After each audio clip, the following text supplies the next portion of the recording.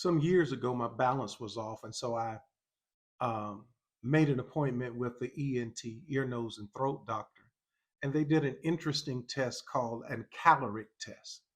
What they did is that they blew warm air, think cool air, warm water, cool water in my ear canal.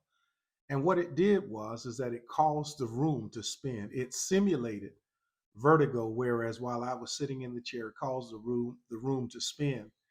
And it was this method, this way of determining imbalance disorder.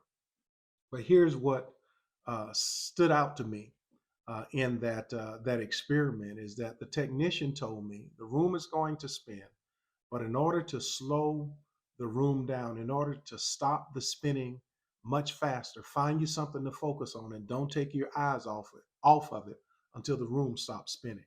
I found the ceiling tile to look at. I stared at the tile, and sure enough, the room stopped spinning. I think that that's a word for many of us, is that as we look and as we meander through this sin cursed world, there's so much craziness going on in our society. It's almost more than you can handle. If you're not careful, you'll be inundated with it so much through social media, through television, talking to your friends, talking to people in the grocery store about this craziness until it will put you on what I call negative information overload. So, what do? You got to learn to find what you can focus on in order to stop the room from spinning.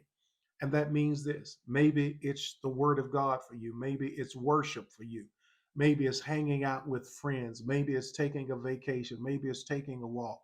But don't just sit there and allow yourself to be inundated with so much negativity until ultimately your blood pressure goes up, your anxiety is off the chain, and then you don't feel like living.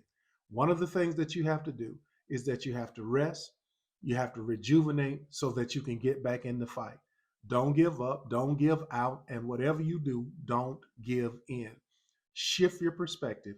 Find things to be thankful for. Find things to give God glory for. Find things to show gratitude for.